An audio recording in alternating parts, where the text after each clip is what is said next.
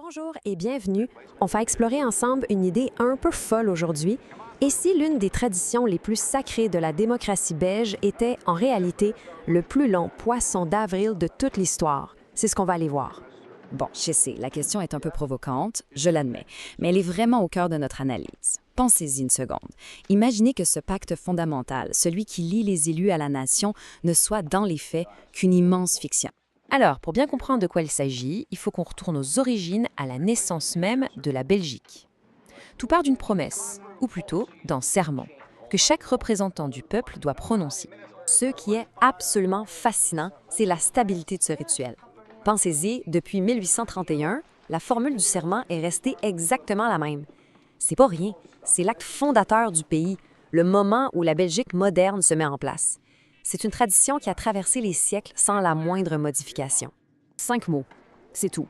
C'est court, simple, direct, difficile de faire plus clair, non? Et pourtant, ces 5 petits mots semblent porter toute l'essence de l'engagement démocratique. Chaque parlementaire, avant même de commencer son travail, prononce cette phrase. Et ça concerne qui au juste? Eh bien, on parle de plus de 31 000 mandataires en exercice qui sont liés par cette promesse. Et ça va du conseiller communal au plus petit échelon jusqu'au ministre fédéral tout en haut. C'est carrément l'ensemble du système politique qui est bâti sur ce serment. Bon, jusqu'ici, tout va bien. Une belle promesse, une longue tradition. Mais c'est là que l'histoire prend une tournure, disons, inattendue. On passe de la promesse solennelle à ce que les chercheurs, eux, appellent un parjure institutionnel. Rien de moins. Alors, le point crucial, le cœur du problème, le voici. En jurant d'observer la Constitution, les élus s'engagent à respecter cet article 42. Et il est censé garantir ce qu'on appelle le mandat libre. Ça veut dire qu'un parlementaire doit voter en son âme et conscience pour le bien de la nation, et non pas juste pour plaire à ses électeurs ou obéir à son parti. Ça, c'est la théorie. Maintenant, la pratique. Et tenez-vous bien parce que le chiffre qui suit change toute la perspective. Dans la réalité, 99,73%, je répète, 99,73% des votes au Parlement se font en suivant les consignes du parti. Le fossé entre l'idéal et la pratique est abyssal.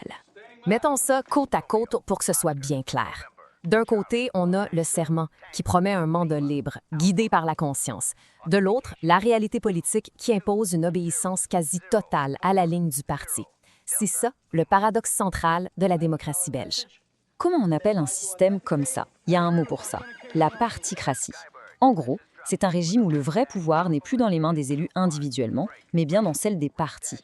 Et la conséquence directe, c'est que ça vide le serment de toute sa substance. Il devient symbolique. Il y a une citation de l'expert Thibault Gaudin qui résume ça parfaitement. Il dit que les partis politiques sont politiquement centraux, mais juridiquement évanescents. C'est brillant, non? Ça veut dire qu'ils dominent toute la scène politique, mais si on regarde les textes lois, la Constitution, ils existent à peine. Partout en pratique, nulle part en théorie. Bon, le constat est un peu décourageant, on va se le dire. On a l'impression d'être dans un vrai labyrinthe. Alors, comment on fait pour s'y retrouver? Heureusement, il existe des boussoles pour nous guider. Et une de ces boussoles, c'est le Centre de recherche et d'information sociopolitique, mieux connu sous le nom de CRISP. C'est vraiment l'organisme de référence pour quiconque veut comprendre la complexité belge au-delà des apparences. La mission du CRISP, elle est essentielle, fournir des clés de lecture objectives, indépendantes. On pourrait voir ça comme une sorte de service public du savoir. Ils analysent, ils publient et ils rendent accessible une information qui est souvent très opaque. Et le but de tout ça, c'est de renforcer le pouvoir citoyen en donnant à chacun les moyens de comprendre. Un de leurs outils les plus remarquables, c'est le vocabulaire politique. Parce que le pouvoir, ça s'exerce aussi par le langage, par le jargon qui peut exclure. Eh bien, ce dictionnaire en ligne qui est gratuit, c'est une arme redoutable pour que chacun puisse maîtriser les termes du débat public. Fini le charabia qui exclut. OK, comprendre, c'est bien. C'est un premier pas essentiel. Mais après, on fait quoi? Voyons ensemble les outils concrets qui permettent de passer de la connaissance à l'engagement. Au-delà du vocabulaire, il y a des initiatives comme les brochures en FALC, c'est-à-dire en facile à lire et à comprendre. C'est un enjeu démocratique majeur, ça. L'idée, c'est que l'information doit être accessible à tout le monde, sans exception. On simplifie les textes pour que personne ne soit laissé derrière. Et ce qui est génial, c'est que cet apprentissage peut même être amusant. Pour comprendre un système qui peut sembler lointain, il y a des initiatives comme les jeux de société Democracy ou Conviction. Ils permettent de se glisser dans la peau d'un politicien, de négocier, de faire des compromis. En expérimentant les contraintes du pouvoir, on comprend les rouages du système, non pas en lisant, mais en jouant. C'est une façon incroyablement efficace de se réapproprier les mécanismes démocratiques. Alors, on termine avec cette question pour boucler la boucle. Si le serment qui fonde le système est devenu une sorte de fiction, peut-être que la solution, c'est de voir la démocratie comme un grand jeu de rôle. Un jeu dont les citoyens peuvent apprendre les règles pour mieux y participer et peut-être un jour les changer. La réflexion est lancée.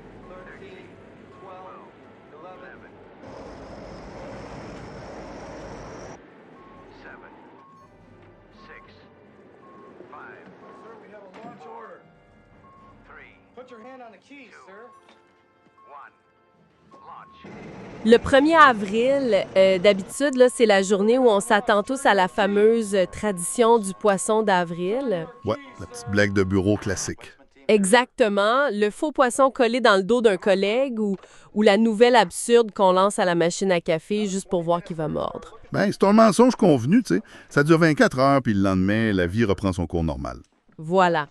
Mais j'aimerais qu'on imagine un instant une farce d'une toute autre envergure. Genre une supercherie qui dure pas juste une seule journée. Ah, tu parles d'une farce institutionnelle? Oui, une farce jouée à l'échelle d'un pays tout entier, puis qui perdure sans la moindre interruption depuis près de 2 siècles. Depuis 195 ans, pour être super précise. Et ça, ben, c'est pas un chiffre qui est lancé au hasard. On parle vraiment d'une illusion politique qui a commencé très exactement le 21 juillet 1831. C'est le fou quand on y pense. C'est le jour historique où Léopold Ier, donc le tout premier roi des Belges, a prêté son serment fondateur sur la place royale à Bruxelles. C'est carrément le point de départ d'une mécanique tout à fait fascinante. Absolument. Et pour notre exploration d'aujourd'hui, on va plonger la tête la première dans un dossier qui a l'effet d'une véritable bombe analytique. C'est un truc publié le 1er avril 2026. Le titre lui-même donne le ton, hein? Maison. Poisson d'avril constitutionnel, le piège à parjure. C'est lourd de sens. Très lourd. Puis c'est une publication issue d'un projet citoyen d'une rigueur vraiment impressionnante qui s'appelle Belgitude, mené par 2 auteurs, Yann et Claude. Et il faut préciser d'emblée, pour les gens qui nous écoutent, que c'est pas du tout un manifeste complotiste ou un ramassis d'opinions fâchées. Pantoute. Leurs sources sont en béton armé. Oui, ils ont compilé des données accablantes qui viennent d'institutions universitaires de premier plan. On parle de la KU Leuven, l'Université libre de Bruxelles, la VUB, puis le CRISP aussi, le Centre de recherche et d'information sociopolitique. Fait que c'est vraiment du solide. C'est un véritable travail d'orfèvre sur le plan académique.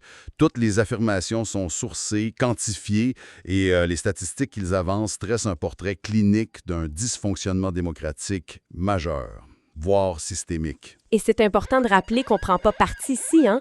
L'objectif de ce dossier-là et notre discussion, c'est pas du tout de faire le procès d'un politicien en particulier. Non, ni de prendre parti pour la gauche ou la droite. Exact. Il s'agit vraiment de décortiquer une ingénierie politique, un système global où les règles écrites puis la réalité de l'exercice du pouvoir sont en contradiction frontale. C'est exactement l'esprit de l'analyse d'aujourd'hui. Donc, on va prendre un malin plaisir à jaser et niaiser la belgitude belgifiée, tout en restant bien ancré dans ces données scientifiques-là. Je suis prêt.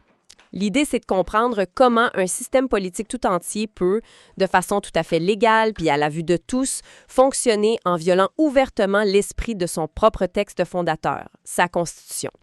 OK? Décortiquons ça. Par quel bout on prend ce paradoxe-là pour vraiment en saisir l'ampleur? Ben, je te dirais que le plus logique, c'est de commencer par le point de bascule symbolique et légal de la vie de tout mandataire public en Belgique. Le serment.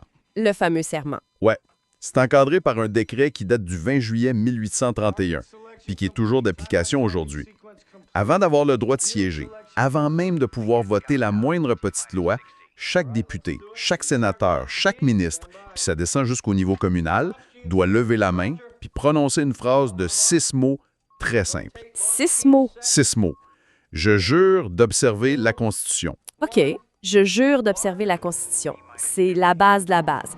Ça semble clair, net, puis ça laisse pas vraiment beaucoup de place à l'interprétation, me semble. En théorie, oui. Mais le cœur du problème, il réside dans ce que contient cette Constitution-là qu'ils jurent solennellement de respecter. Surtout un article en particulier, c'est ça. Exact. Plus précisément, l'article 42. Cet article-là établit un principe fondamental. Il stipule que les membres des chambres représentent la nation entière, et non uniquement la circonscription ou le groupe qui les a élus. Ah, OK. C'est ce que le droit constitutionnel appelle le mandat représentatif libre. D'accord. Attends. Arrêtons-nous là-dessus un petit instant pour être certaine de bien comprendre. Ça signifie concrètement qu'une fois la campagne terminée puis l'élection gagnée, le politicien est censé se détacher de son étiquette de parti. C'est l'idée, oui. Donc, il est censé utiliser son propre jugement, sa conscience individuelle, pour évaluer chaque loi en fonction du bien commun du pays, puis pas juste suivre aveuglément la ligne de son parti. Mais c'est l'essence même de l'article 42 tel qu'il a été pensé en 1831. Les fondateurs voulaient vraiment éviter que les élus soient juste des marionnettes de groupes d'intérêts restreints. Le serment est là pour sanctuariser l'indépendance de l'élu. Mais c'est ici que la réalité percute le texte de plein fouet. Les données de recherche qui sont compilées dans le dossier de Belgitude sont frappantes. Ah oui, les chiffres de Frédéric Verleden, c'est ça? Oui, le chercheur Frédéric Verleden a passé au crible des milliers de scrutins parlementaires et il révèle que la cohésion de fractions, la fréquence à laquelle tous les membres d'un même parti votent exactement de la même manière, ça oscille entre 97 et 99,95 %. Attends une minute. Je vais être bien sûr de saisir la démesure de ce chiffre-là. 99,95 % de cohésion pour un parti comme le SP.A, puis 97,33 % pour le CDH. Ouais, c'est les vrais chiffres. Voyons donc! C'est plus une tendance idéologique rendue là. C'est un copier-coller industriel. C'est le moins qu'on peut se dire. Mais OK, pour me faire l'avocate du diable un instant. Mettons que moi, je vote pour un parti écologiste. Mais je m'attends à ce que mon représentant vote pour des lois écologistes, tu sais.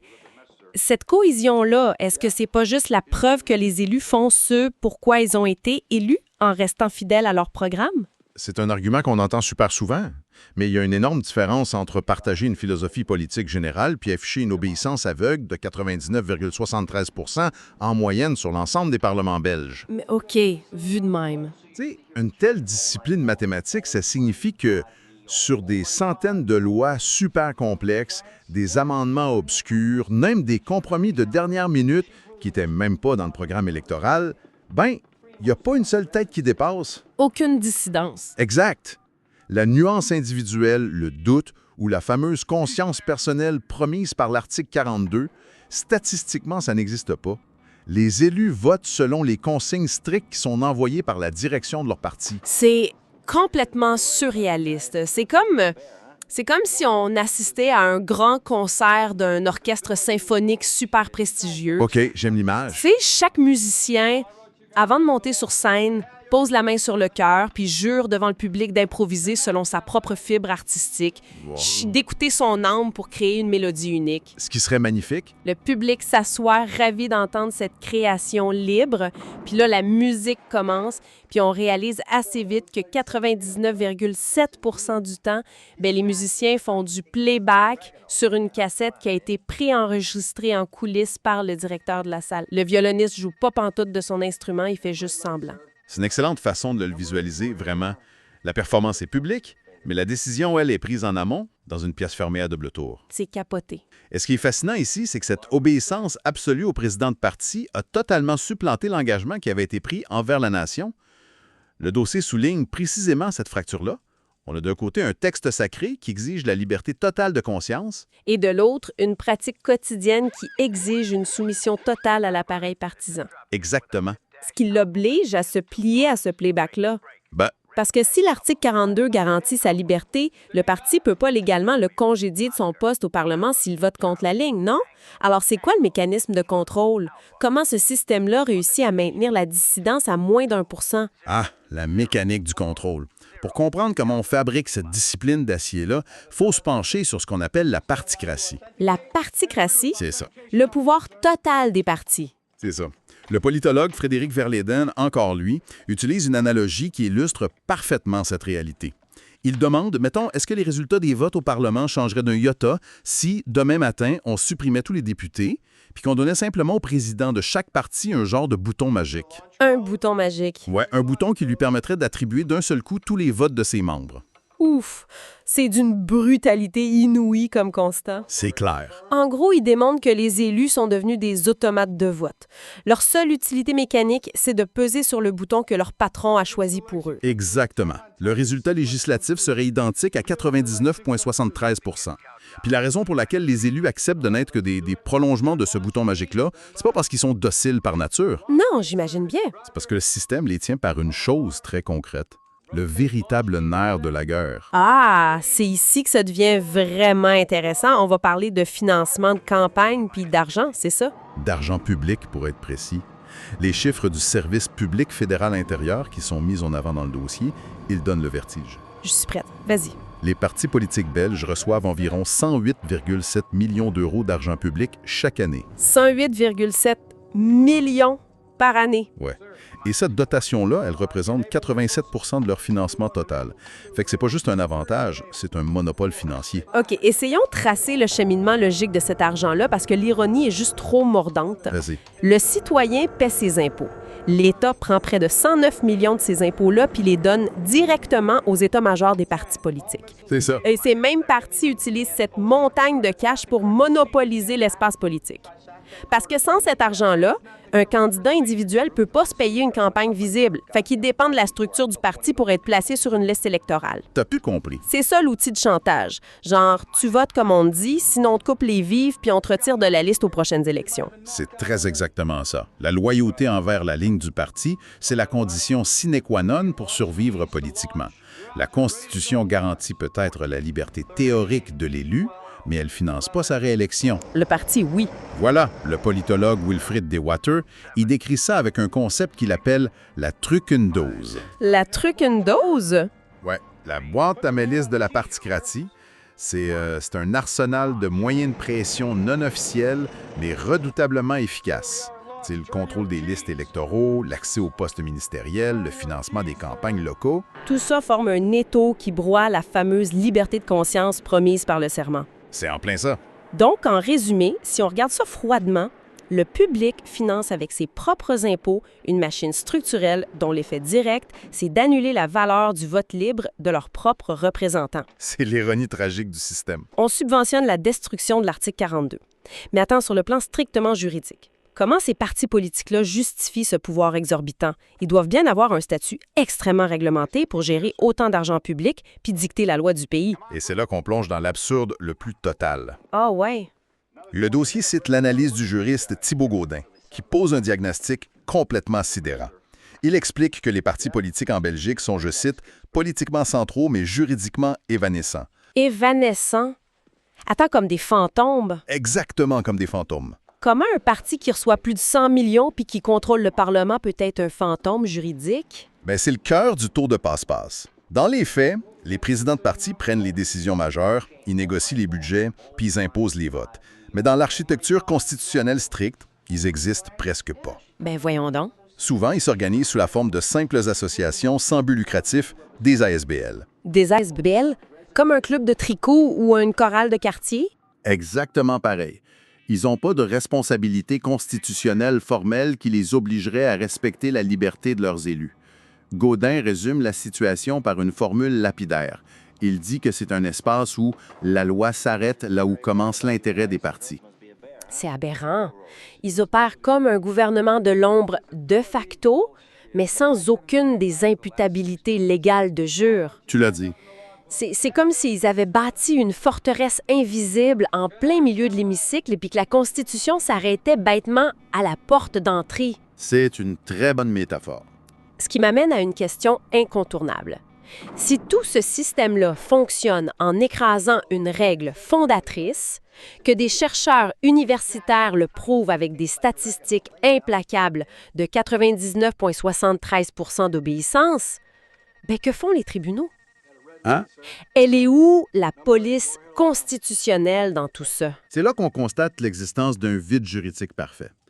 La réponse à ta question, elle se résume au chiffre le plus accablant de toutes nos sources. Vas-y. 0. Zéro, tu veux dire zéro enquête approfondie? Non, 0 sanction.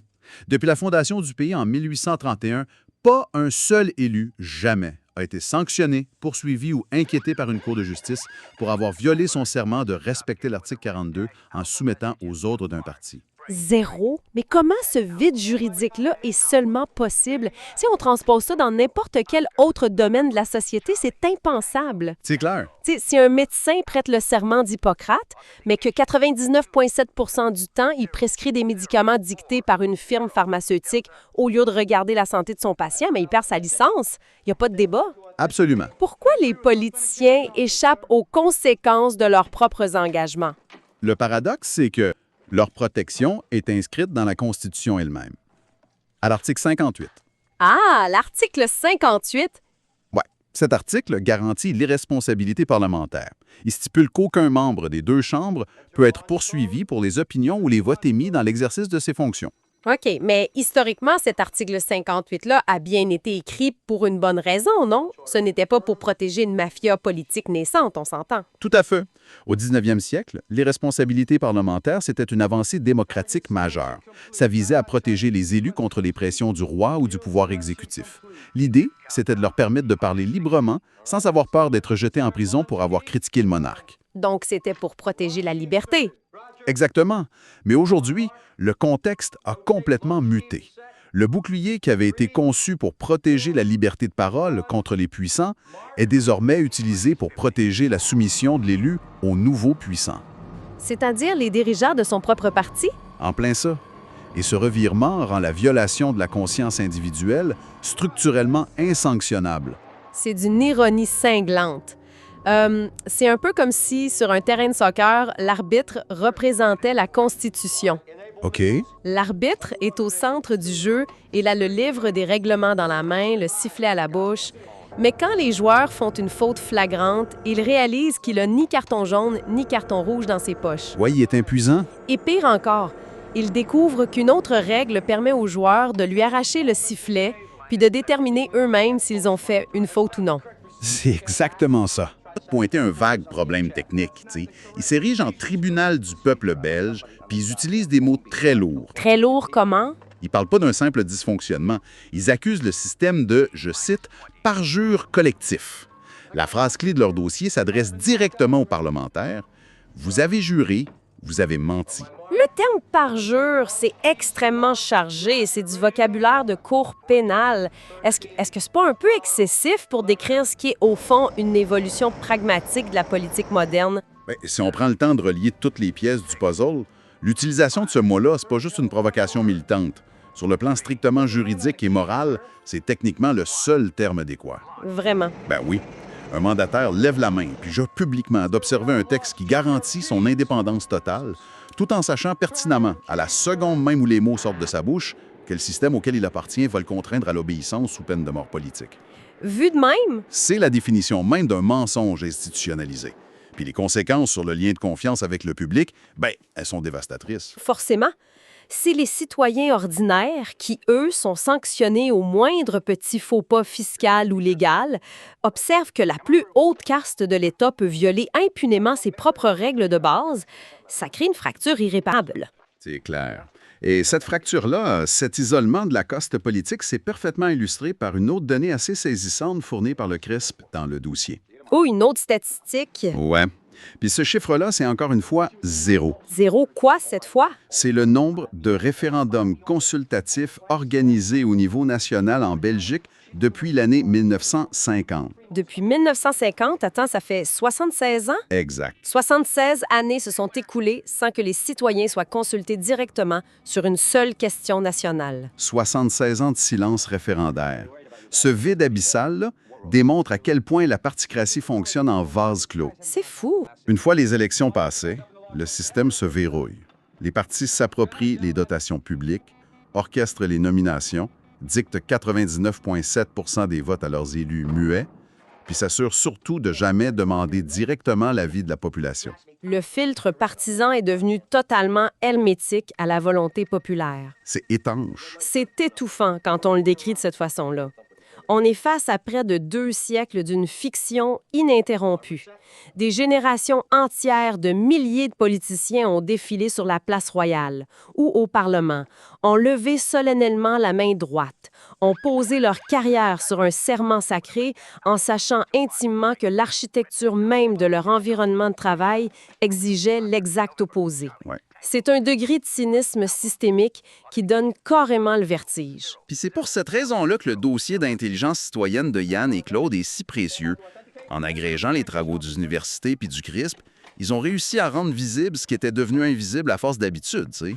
Ils ont allumé la lumière dans la pièce. Exactement.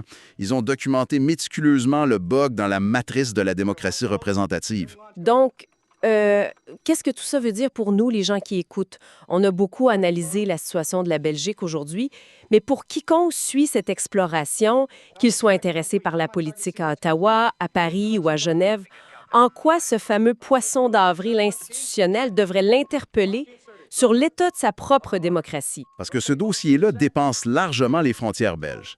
Il agit comme un révélateur universel. La Belgique, c'est en réalité le laboratoire parfait, l'exemple poussé à l'extrême de la manière dont l'ingénierie politique moderne peut pirater puis vider de leur substance les idéaux fondateurs d'une nation. Et ça, en toute légalité. En toute légalité. Dans quasiment toutes les démocraties occidentales, on retrouve cette tension sourde entre la liberté de conscience de l'élu local puis la discipline de fer imposée par le quartier général du parti. C'est un pattern qu'on reconnaît bien.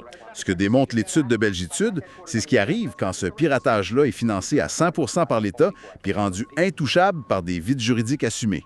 Fait que ça nous force à regarder dans notre propre cour. Ça force n'importe quel observateur à scruter son propre Parlement puis à se demander quelle est la véritable marge de manœuvre de la personne physique dont j'ai coché le nom sur mon bulletin de vote. C'est une réflexion assez déstabilisante. On passe notre temps à analyser les débats, à écouter l'éloquence de nos candidats, à croire qu'on élit des penseurs indépendants. Pour finalement réaliser qu'ils sont structurellement menottés par des entités, des partis, qui opèrent comme des fantômes juridiques invisibles dans les textes fondateurs. Exact. Ce qui, au fond, nous amène vers une conclusion qui bouscule l'idée même de ce qu'est un Parlement aujourd'hui. Vas-y, je t'écoute.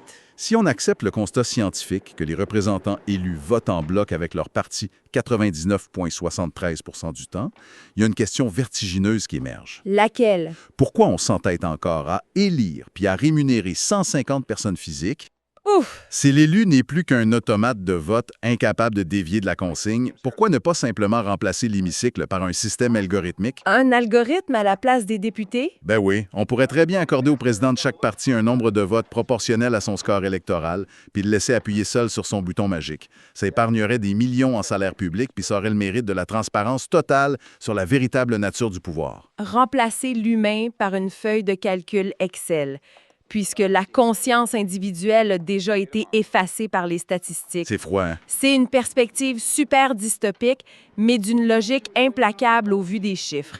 Puis, ça nous ramène cruellement à l'idée du poisson d'avril, ce fameux poisson collé dans le dos qu'on promène tous sans le savoir. Oui, l'illusion du vote libre. Le 1er avril 2026, cette interpellation citoyenne-là a braqué les projecteurs sur ce vieux bout de papier constitutionnel. Le poisson, c'est cette illusion-là. Les élus le portent dans leur dos depuis leur toute première prestation de serment. Et le pire, c'est que ça s'est normalisé. Le public le voyait, les partis en profitaient, mais l'habitude avait normalisé l'absurde, jusqu'à ce qu'on fasse les comptes. Et quand les statistiques révèlent l'ampleur de la mise en scène, soudainement, la farce n'a plus rien de drôle pantoute. Bienvenue au débat, là où les idées s'entrechoquent pour révéler toute la complexité des grands enjeux de notre société. Ouais, et aujourd'hui, on plonge dans une histoire qui a de quoi faire sourire, mais qui pose des questions de fond assez vertigineuses. Ah, ça oui. Imaginez recevoir un courriel officiel là, qui vous accuse de participer activement à un canular monumental, et ce, depuis près de 2 siècles. Mais c'est exactement ce qui attend plus de 31 000 élus belges la semaine prochaine. C'est quand même audacieux comme coup d'éclat. Vraiment. Écoutez, nous sommes le 23 mars 2026 et on peut toujours compter sur nos amis belges pour manier l'ironie avec beaucoup de brio. Le 1er avril s'en vient et une campagne citoyenne qui s'appelle Belgitude s'apprête à frapper un grand coup. Ils vont Niaiser, très sérieusement, en fait, la classe politique. En pointant du doigt une belle contradiction, si je comprends bien. Exactement. Ils ciblent leur propre serment d'entrée en fonction. Pour bien mettre la table, imaginez que vous visitez un édifice majestueux. Sur les plans de l'architecte, ce sont de superbes colonnes de marbre individuelles qui soutiennent le toit. D'accord, l'image est belle. Mais une fois à l'intérieur, vous réalisez que ces colonnes sont purement décoratives. Ce sont des poutres d'acier massives cachées dans les murs qui portent véritablement tout le poids. Mais c'est le dilemme de l'article 42 de la Constitution belge. Le texte exige que les élus aient un mandat libre, qu'ils représentent toute la nation. Mais dans les faits... Dans les faits, ils votent systématiquement selon les lignes directrices de leur parti politique. Voilà. Je vais donc défendre ici la perspective de la constitutionnaliste. Je suis persuadée que ce serment, bien qu'il soit imparfait dans la rudesse de la pratique, demeure un garde-fou juridique indispensable. Il protège l'architecture même de l'État de droit. Eh bien, je vais me faire un plaisir d'adopter la lunette du politologue aujourd'hui. Parce que c'est une très belle architecture sur papier, mais quand on regarde les fondations matérielles, la réalité est tout autre. Vous trouvez que c'est une illusion? Complètement. Face à l'emprise écrasante de ce qu'on appelle la particratie belge, ce serment solennel s'est transformé en une véritable fiction démocratique. C'est, au fond, un parjure institutionnalisé. Exiger des élus une indépendance qu'ils savent pertinemment ne jamais pouvoir exercer, ça vide la Constitution de son essence. Bon, commençons par la base, si vous le voulez bien. Le socle de toute cette affaire, c'est le décret du 20 juillet 1831. C'est l'ADN de la monarchie constitutionnelle belge. Et ce qui est fascinant quand on lit le texte, c'est la concision extrême de la formule pour les parlementaires. 6 petits mots. Je jure d'observer la Constitution. C'est très bref, effectivement, surtout si on compare à la formule des ministres. Ah, tout à fait. Les ministres ou les bourgmestres ont une formule beaucoup plus longue, où ils doivent jurer fidélité au roi, obéissance aux lois, etc. Le législateur, lui, ne se soumet qu'au texte fondamental. C'est une déclaration éclatante de la souveraineté absolue du Parlement. Sur le papier, oui. Et attention, c'est pas juste du protocole pour faire de belles images à la télé, là. C'est une condition sine qua non d'entrée en fonction. En droit belge, si l'élu ne prononce pas ces mots, il n'existe tout simplement pas juridiquement. Ah oui, l'article 261 du Code pénal, si je ne m'abuse. C'est ça. Il y a même des amendes salées pour quiconque oserait siéger sans cette formalité. Et j'ajoute que ce serment est le bouclier de l'article 58 qui garantit l'irresponsabilité parlementaire. Ça sanctuarise la liberté de vote. Donc, le droit consacre une liberté totale de l'individu, même si tactiquement les élus choisissent de s'aligner sur leur parti. Je vous arrête tout de suite. Vous utilisez le mot « tactiquement » comme s'il s'agissait d'un petit choix stratégique quotidien, d'une préférence personnelle. Bien, ça reste un choix légal. C'est une belle architecture taylorvique, mais la science politique nous oblige à confronter vos nobles textes de 1831 aux données empiriques. Et ces données sont, disons-le franchement, foudroyantes. Connaissez-vous les chiffres exacts de la discipline de vote au Parlement belge? Je sais qu'ils sont historiquement très élevés, oui. L'Université libre de Bruxelles a mesuré ça lors de la formation du gouvernement Wilmès II, en mars 2020. Ils sont arrivés à 99,73 %. C'est énorme, j'en conviens. Et c'est pas une anomalie. Frédéric Verleyden, un chercheur de la KU Leuven, a épluché plus de 1800 scrutins de manière systématique. La cohésion au sein des groupes parlementaires oscille de façon routinière, entre 97 et 99,95 %. Donc, vous me dites que, statistiquement parlant, le libre arbitre n'existe pas dans cet hémicycle. Exactement. C'est l'obéissance parfaite. Alors, mettez-vous à la place du citoyen. Prêtez le serment de respecter l'article 42, refusez le mandat impératif et votez en son âme et conscience, tout en sachant qu'on va obéir à plus de 99 % aux consignes de son président de parti. C'est un problème majeur. La constitution de la pratique a complètement phagocyté votre constitution formelle. Je comprends le vertige que ce bloc monolithique peut provoquer, mais permettez-moi de vous offrir une perspective différente sur la nature même d'un serment. La campagne Belgitude utilise le terme de « parjure ». Mais prenons du recul et comparons ça à d'autres serments solennels, comme le serment d'Hippocrate ou les vœux de mariage. Oh, attendez un peu, la comparaison avec le mariage. Laissez-moi aller au bout de l'idée. C'est pas parce que des médecins commettent tragiquement des erreurs ou que la moitié des mariages finissent en divorce que le serment initial devient une vaste fraude hypocrite. Le serment constitutionnel ne décrit pas une garantie de comportement irréprochable au quotidien, il fixe un horizon normatif. Wow, non, là, je n'achète pas du tout l'analogie. Un divorce, c'est l'échec d'un serment. Une erreur médicale, c'est un accident tragique. Ici, l'obéissance au parti, c'est ni un échec, ni un accident. C'est le mode d'emploi obligatoire du système. Ce que je veux dire, c'est que l'article 42 a été rédigé pour interdire le mandat impératif légal. Ça empêche les électeurs de dicter le vote de leurs députés ou de le révoquer s'ils votent mal. Mais rien en droit n'interdit à ce même élu d'être profondément persuadé par la ligne idéologique de son parti. Persuadé. C'est un euphémisme assez élégant pour masquer la violence structurelle du système, vous ne trouvez pas? De quelle violence parlez-vous? Ben, on ne parle pas de parlementaires qui, après un grand débat socratique dans les couloirs, finissent par être miraculeusement du même avis 99,95% du temps. C'est pas de la persuasion intellectuelle, c'est de la coercition pure et simple. De la coercition, le mot est très fort, là. Comment vous justifiez ça empiriquement? Regardons les mécanismes à l'œuvre. Le politologue Thibault Gaudin du CRISP les a très bien documentés. Prenez d'abord le contrôle des listes électorales. En Belgique, c'est le président du parti qui décide au final qui a une place éligible sur la liste. Si un député a une crise de conscience et vote contre son parti, que se passe-t-il aux élections suivantes? Il est évincé de la liste, j'imagine, ou relégué au suppléant. Voilà, il meurt politiquement. Ajoutez à ça le financement public des partis. On parle d'une enveloppe de 108,7 millions d'euros par an. Cet argent va directement aux états-majors, pas aux députés individuels. Les directions des partis ont une puissance écrasante. Le député est nu face à cette machine. Et on parle souvent de ce fameux concept flamand, le Zwijkakkoord. Comment ça s'applique là-dedans? Ah, l'accord de silence. C'est le clou dans le cercueil du libre arbitre. C'est une pratique où les partis de la coalition s'engagent à rejeter systématiquement toute proposition de l'opposition, même si elle est excellente, et à ne jamais soutenir un amendement non validé par le gouvernement. C'est pas un horizon normatif comme le mariage, c'est un corset d'acier.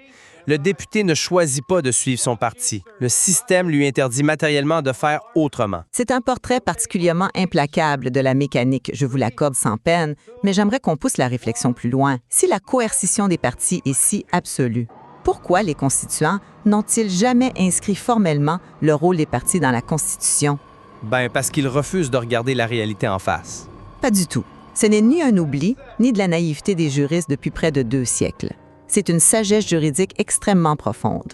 En gardant les partis politiques dans une sorte d'invisibilité constitutionnelle, le droit s'assure d'une chose cruciale. Laquelle? La titularité du pouvoir ultime réside exclusivement chez la personne physique, chez l'individu assermenté. Mais c'est une fiction totale, puisqu'on vient de démontrer que l'individu n'a aucun pouvoir face au parti. C'est une fiction juridique, oui, mais elle agit comme ce que le constitutionnaliste Marc Utendael appelle un garde-fou d'ordre psychologique. En forçant chaque député à engager sa propre responsabilité face à la loi fondamentale, on préserve l'étincelle de son indépendance. Si on intégrait les partis dans la Constitution demain matin, on légaliserait formellement la subordination de l'individu à l'appareil. On tuerait même la possibilité théorique de la dissidence. C'est un argument convaincant sur le plan théorique, j'en conviens. Mais avez-vous considéré que cette prétendue invisibilité juridique sert précisément à organiser l'impunité des véritables puissants? L'impunité de qui, exactement? Des présidents de partis. En maintenant cette façade où seul le député prête serment, on protège les véritables décideurs de toute reddition de comptes. Prenons l'analyse de Wilfrid du Watchter. Il explique que le Parlement est devenu un théâtre. C'est sévère comme constat. Sévère, mais lucide. Ça veut dire que le Parlement n'est plus qu'un lieu où l'on consacre des décisions qui ont été négociées, marchandées et verrouillées la veille dans l'opacité totale des réunions de présidents de parti. Il faut bien préparer les lois. C'est le lot de toutes les démocraties qui fonctionnent avec des coalitions complexes, tu sais. Certes, mais maintenir un rituel solennel qui n'a plus aucune prise sur la réalité du pouvoir, c'est insulter l'intelligence de l'électeur. Et les absurdités sont flagrantes. Considérez les gouvernements régionaux en Belgique. On oblige aujourd'hui des ministres régionaux à jurer fidélité au roi par mimétisme, or ils n'ont rigoureusement aucun lien fonctionnel avec la couronne. C'est la preuve que le rituel est devenu un automatisme magique complètement déconnecté. Attention de ne pas confondre la force du symbole avec une simple incantation magique. Le fait que les ministres régionaux prêtent ce serment de fidélité au roi, c'est un rappel institutionnel extrêmement puissant de l'unité de l'État fédéral. Le roi incarne la cohésion de la nation entière, un principe qui surplombe les clivages. Symbolique, oui, mais politiquement vide. Pas tant que ça. Et pour revenir au Parlement, le fait que les débats aient lieu au sein des états-majors ne retire rien à la valeur fondatrice du vote final dans l'hémicycle. La Constitution distingue très précisément le moment où s'initie la capacité légale, via le serment, et l'exercice politique au quotidien. C'est un cadre formel. Un cadre qui nous ramène directement à l'action d'éclat du 1er avril dont on parlait au début, parce que c'est là que la contradiction devient intenable. La campagne Belgitude pose une question d'une clarté redoutable. Lorsqu'ils ont levé la main droite pour prêter ce serment, savaient-ils, à la seconde même où ils prononçaient les mots, qu'ils ne respecteraient jamais l'article 42? C'est une question très habile pour un poisson d'avril politique, c'est vrai. Mais elle est d'une pertinence absolue, là. Si l'empire de la loi s'arrête là où commence l'intérêt stratégique des partis, alors l'accusation de parjure devient rigoureusement exacte sur le plan sociologique. Vincent de Courret-Béter, de l'Académie royale de Belgique, le résume parfaitement. Prétendre représenter la nation entière amène paradoxalement les députés à ne représenter personne, si ce n'est l'appareil de leur propre parti. C'est un paradoxe, oui. Avec une distance de 99,73 % entre le serment et les faits, le terme parjure n'est plus une provocation militante. C'est un diagnostic clinique. Et c'est vraiment sur ce point précis que nos perspectives s'entrechoquent. Je suis profondément en désaccord avec l'utilisation du mot « parjure », même si vous l'habillez d'une caution sociologique. En droit, un parjure, c'est la violation délibérée d'un serment avec l'intention criminelle de tromper. Mais l'effet produit n'est-il pas exactement le même pour les citoyens? Pas du tout. L'anomalie politique du poids des partis ne constitue en rien une fraude juridique de la part de l'élu. L'élu respecte scrupuleusement le cadre légal. Il vote les budgets, participe aux commissions, se soumet au processus validé. Personne ne peut forcer un député à démissionner parce qu'il a voté contre les intérêts locaux de son arrondissement. La campagne citoyenne, aussi astucieuse soit-elle, commet une grave erreur d'échelle. C'est-à-dire, en quoi est-ce une erreur? Elle confond l'exigence formelle de la stricte légalité avec l'évaluation subjective de l'indépendance politique. Taxer les élus de parjure, c'est séduisant, mais c'est substituer le populisme à l'analyse de la réalité. Le parlementarisme contemporain repose inévitablement sur des formations structurées pour garantir la stabilité gouvernementale. Sans parti fort, avec une vraie discipline, vous n'avez pas de majorité stable. Et la stabilité au prix de l'hypocrisie institutionnelle, est-ce vraiment acceptable dans une démocratie mature? Vous parlez du danger du populisme, mais n'est-ce pas ce décalage béant entre les mots sacrés prononcés publiquement et les actes cyniques posés en coulisses qui nourrit le désenchantement des citoyens? Ça peut causer de la frustration, oui. Et in fine, c'est ce cynisme qui pave la voie aux véritables populistes. L'hégémonie des partis est devenue une fin en soi qui étouffe l'innovation démocratique. Et c'est pas inéluctable, tu sais. Ah bon? Que proposez-vous de concret alors? Regardez le paysage européen. La Belgique est un cas particulièrement rigide. L'Allemagne, par exemple, a inscrit dans sa loi fondamentale une protection explicite de la liberté de conscience du parlementaire, mais sans y attacher le fardeau d'un rituel de serment archaïque qui force au mensonge. En France, le serment parlementaire a carrément été aboli après 1848 suite au parjure historique de Louis-Napoléon Bonaparte. Eux, au moins, ont tiré les conséquences de l'hypocrisie de l'exercice. C'est une approche radicalement différente, c'est sûr. Maintenir cette fiction belge, c'est refuser de moderniser les structures. De nombreux experts proposent des pistes audacieuses, comme l'institutionnalisation de la démocratie délibérative.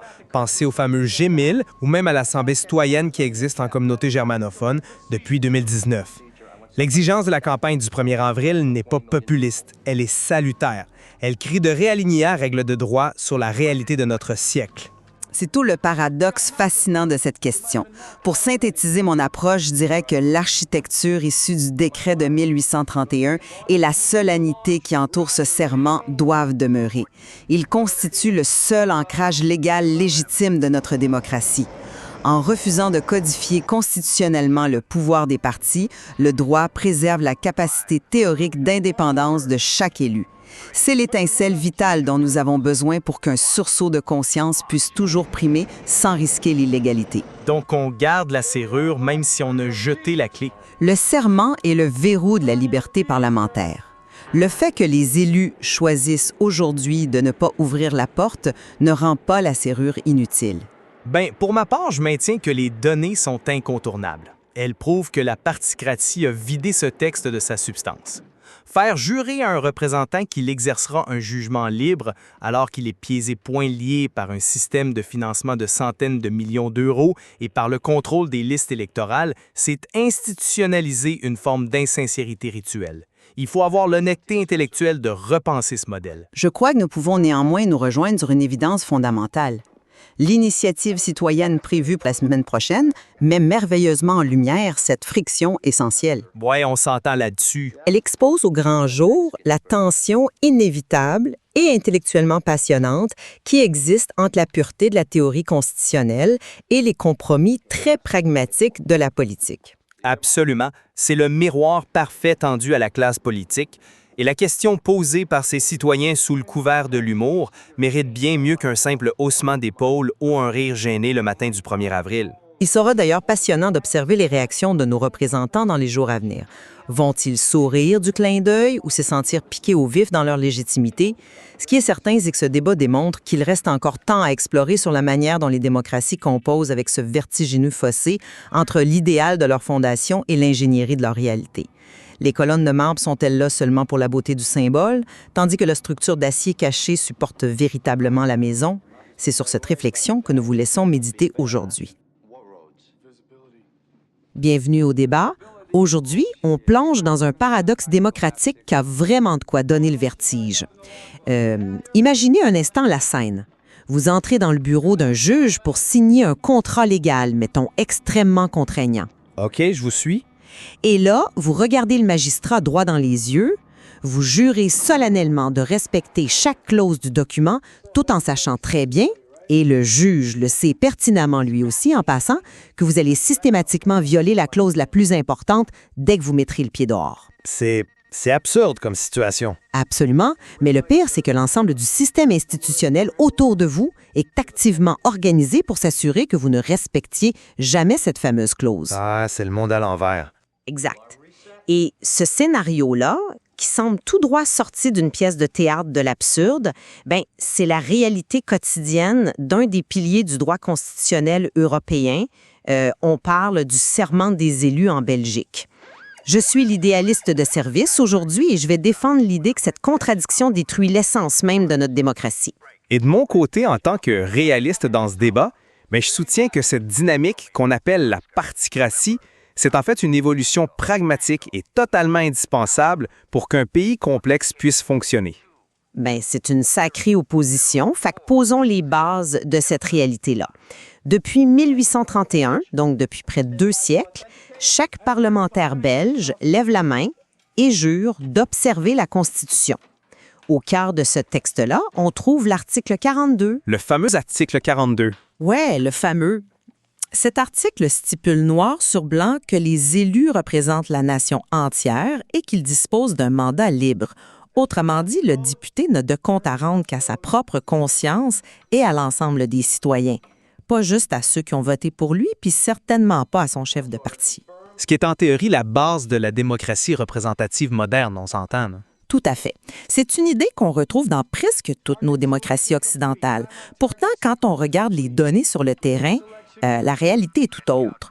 Les recherches académiques récentes, de l'ULB à la KU Leuven, nous montrent que dans la pratique, ces mêmes élus votent en suivant les consignes strictes de leur parti dans plus de 99,7 % des cas. 99,7 %?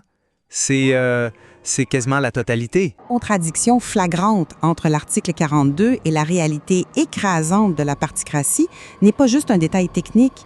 Cette dénature complètement la représentation en réduisant un serment juridique fondamental à genre une simple façade de relations publiques. Je comprends très bien pourquoi ça choque, mais j'aborde la question sous un tout autre angle. Je soutiens que cette particratie, bien qu'elle contredise le texte formel, oui, c'est une évolution matérielle incontournable. Sans cette discipline de parti, un État aussi fragmenté que la Belgique serait absolument ingouvernable. Alors, décortiquons ça, parce que moi, là où j'ai un problème fondamental, c'est qu'on a tendance à banaliser ce serment, comme si c'était juste une petite coquetterie protocolaire. Une séance photo pour les réseaux sociaux. Exactement. Un moment pour prendre des belles photos avant le début de la session. Mais en droit, c'est pas ça du tout. La primauté du texte constitutionnel, ça compte. Le serment est ce qu'on appelle une condition suspensive stricte. C'est-à-dire que sans ça, il n'y a pas de mandat. Rien du tout. Si un élu refuse de prêter serment, il n'a pas de mandat, il ne touche pas son salaire, il n'a pas d'immunité parlementaire. Le Code pénal prévoit même des amendes salées allant de 129 à plus de 2400 € s'il tente d'exercer ses fonctions sans l'avoir fait. Le système prend la forme très au sérieux. Extrêmement sérieux. Mais ensuite, tu regardes la mise en place du gouvernement Wilmès II en 2020. Discipline de vote observée, 99,73 %. Sur de longues périodes, certains partis atteignent des taux de cohésion de 99,95 %. C'est des chiffres documentés, oui. Bien, une telle unanimité, ça n'existe pas dans la nature humaine. C'est pas un consensus idéologique spontané, c'est une coercition pure et dure. Le parti s'est substitué à la nation et c'est une trahison directe de l'article 42. Oui, c'est un réquisitoire solide. Mais il faut faire une distinction vitale que font tous les juristes pragmatiques d'ailleurs. C'est la différence entre la Constitution formelle, le beau papier écrit à la plume en 1831, et la Constitution matérielle. La Constitution matérielle, tu parles de la pratique non écrite? C'est ça, la véritable plomberie de l'État, la façon dont le pouvoir s'exerce réellement au jour le jour. L'article 42 est très noble, mais il crée une fiction juridique qui, honnêtement, est devenue intenable. Demandons-nous concrètement qu'est-ce que ça veut dire au 21e siècle de représenter toute la nation. Bien, ça veut dire agir dans l'intérêt général au-dessus des clivages partisans. En théorie, oui. Mais la nation belge, comme beaucoup de nations modernes, est une abstraction hyper fragmentée. En s'appuyant sur les travaux de Vincent de Courret-Bitter, on réalise que demander à un député de représenter tout le monde, c'est le condamner à ne représenter personne de manière cohérente. Tu veux dire qu'il serait paralysé par les intérêts divergents? Exactement. Les partis politiques, même s'ils sont, disons, très évanescents dans le texte constitutionnel historique, ce sont les seuls moteurs capables de prendre cette volonté populaire divisée et de la traduire en action. Ce sont des règles paralégales. Des règles paralégales, donc des règles hors la loi, dans le fond. Pas hors la loi. Ce sont des règles non écrites qui structurent le jeu. Elles contredisent peut-être l'esprit romantique de 1831, mais ce sont elles qui sauvent le système actuel. Tu dis que ça sauve le système, mais si ce serment n'est vraiment qu'une relique historique, une petite fiction qu'on accepte tous en souriant, pourquoi est-ce que l'appareil d'État maintient une rigidité aussi extrême sur le protocole? Qu'est-ce que tu veux dire par rigidité extrême? Je te donne un exemple très concret. Le cas de la députée Maria Vindevogel, en 2019. Ah, je m'en souviens. L'élu du PTB? Oui. C'est une élue qui, pour montrer sa volonté de représenter tout le monde dans un pays bilingue, a tenté de prêter serment en mélangeant le français et le néerlandais. Elle a dit « Ik zweer la Constitution na te leven ». Et qu'est-ce qui s'est passé? Elle s'est fait rabrouer. Coupé sec par le président de séance. Refus catégorique. C'était jugé irrégulier. Le système a exigé qu'elle recommence selon la formule exacte, à la virgule près. Au Parlement bruxellois, la langue que tu choisis pour prononcer ces quelques mots va déterminer de façon irrévocable à quel groupe linguistique tu appartiens pour les 5 prochaines années. C'est très procédurier, en effet. Mais c'est là ma question. Si la discipline de parti est la vraie règle et que l'article 42 est juste une décoration, pourquoi sanctionner la moindre variation dans la forme? Le système exige publiquement une allégeance absolue au texte formel pour mieux s'empresser de le bafouer une fois les portes fermées. C'est de l'hypocrisie institutionnalisée, tout simplement. C'est un argument convaincant sur la sévérité du protocole, mais je pense, humblement, que tu confonds la fonction du rituel. Ah oui? Comment ça? La rigueur de la forme que tu décris, son but n'a jamais été de garantir l'indépendance idéologique de l'élu. La forme est préservée parce qu'elle garantit l'ordre institutionnel de base. Le serment, c'est comme le portail de sécurité à l'entrée du Parlement. Et une fois le portail passé, on fait ce qu'on veut. Pas exactement ce qu'on veut, mais regarde comment le système juridique protège cette réalité des partis. C'est la Constitution elle-même qui protège la particratie à travers l'irresponsabilité parlementaire, les articles 58 et 120. Qui disent qu'un élu ne peut pas être poursuivi pour ses votes. Voilà. Aucun mécanisme juridique au monde ne peut annuler le vote d'un député sous prétexte qu'il a suivi la ligne de son parti plutôt que sa conscience. Sur le plan purement légal, l'élu reste libre. Libre sur papier, peut-être. Non, libre en pratique aussi. Regarde le cas du député Émir Kir. Il a été exclu de son parti, le Parti socialiste.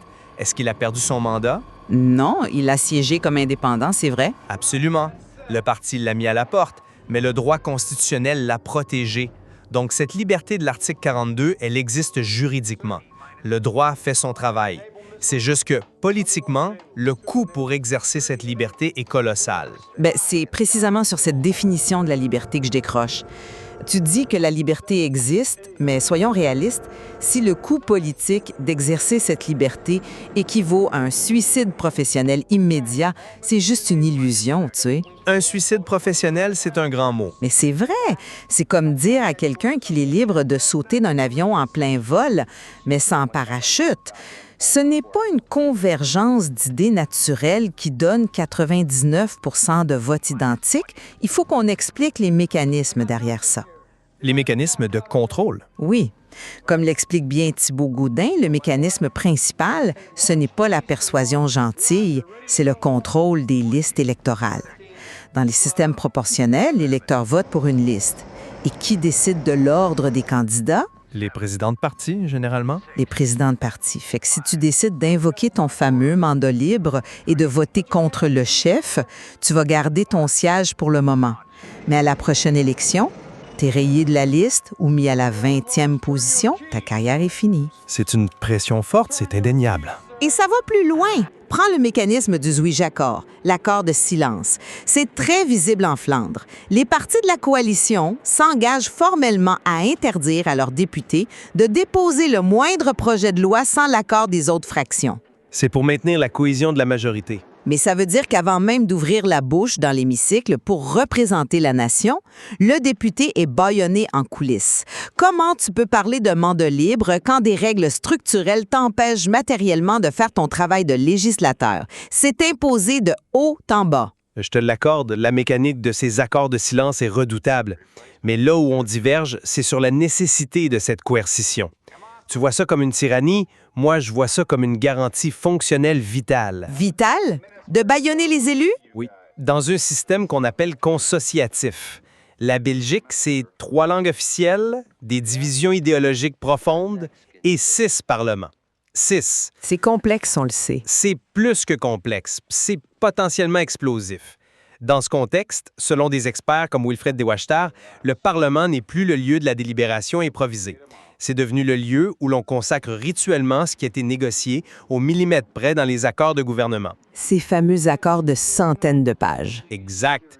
Parce que si demain matin, chaque député de la coalition suivait sa conscience individuelle sur un projet linguistique ou fiscal, l'équilibre s'effondrerait instantanément, le gouvernement tomberait en 2 jours. On a déjà eu des crises où le pays est resté sans gouvernement fédéral pendant plus de 500 jours. Donc, on sacrifie la démocratie parlementaire sur l'autel de la stabilité. On ne la sacrifie pas, on l'adapte. Cette discipline stricte, c'est le ciment qui empêche la maison d'imploser. Sans cette discipline, tu n'as pas de la liberté démocratique, tu as de l'anarchie institutionnelle. C'est un argument de stabilité, je l'entends très bien, mais le problème de ton ciment, c'est qu'il est en train d'asphyxier la confiance des citoyens. Tu crois vraiment que les citoyens se soucient tant que ça de l'article 42? Ils se soucient de l'hypocrisie, l'impact psychologique de faire semblant de débattre devant les caméras alors que tout est décidé en coulisses par 5 présidents de parti. C'est dévastateur. Écoute cette citation de Caroline Genèse. Ah oui, la ministre. Oui, elle a résumé ça avec une honnêteté brutale. Avec 8 personnes, nous avons négocié la réforme de l'État. Au Parlement, chacun a ensuite fait son show. Le mot « show » est un peu fort, mais je vois l'idée. Le mot est terrible, hein? Il nourrit un cynisme profond. Les citoyens regardent ça et ils comprennent que le théâtre est vide. C'est pour ça qu'on voit émerger des tonnes de propositions pour redonner du sens au mandat libre. Comme quoi, par exemple? Comme la circonscription fédérale, forcer une partie des élus à se présenter devant l'ensemble des électeurs du pays, brisant les silos régionaux partisans, ou encore la démocratie délibérative. Tu penses aux assemblées citoyennes? Exactement. Pense aux burgerates en communauté germanophone. Un conseil citoyen permanent, tiré au sort. Ces gens-là ne doivent rien à un chef de parti. Ils n'ont pas peur des listes électorales. Ils peuvent délibérer librement, renouant avec l'esprit originel de la représentation.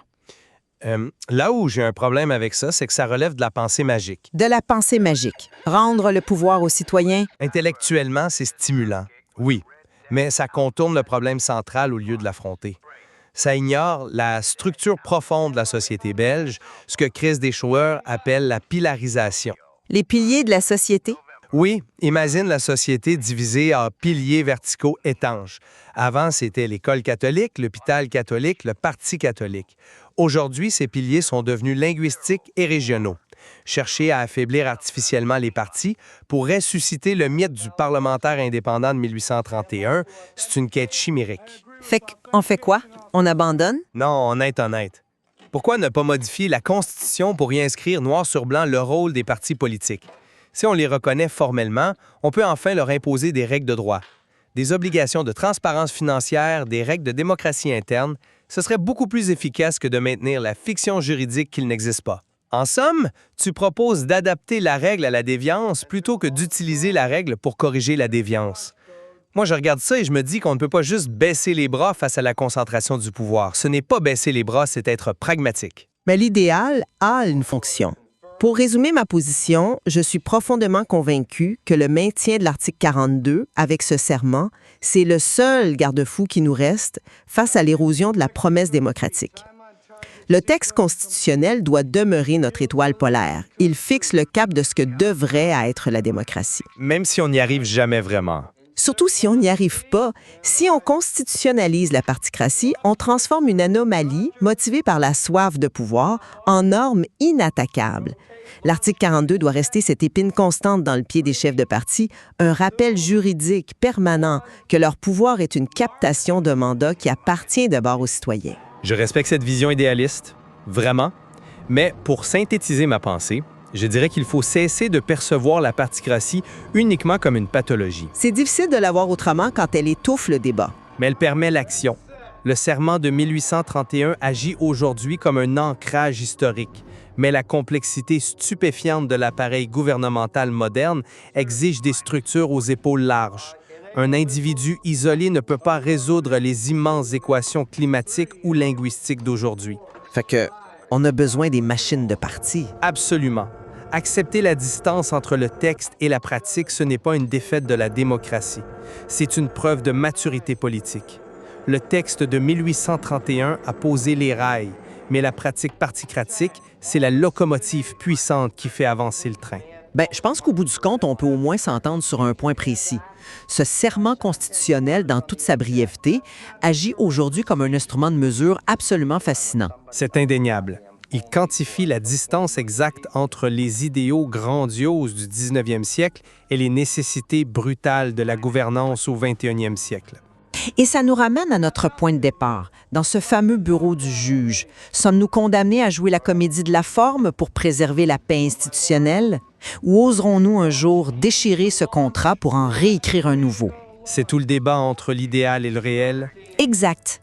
Une constitution doit-elle être le miroir du monde tel qu'il est, avec tous ses défauts, ou agir comme un phare, maintenant coûte que coûte l'idéal vers lequel on devrait tendre? C'est une réflexion qui dépasse largement les frontières de la Belgique et qui interpelle l'ensemble de nos démocraties modernes. Il y a définitivement matière à crever encore longtemps dans ces textes. Absolument. C'est à vous, chers auditeurs, de vous faire votre propre idée là-dessus. Merci d'avoir été avec nous pour cette réflexion de fond. C'était Le Débat.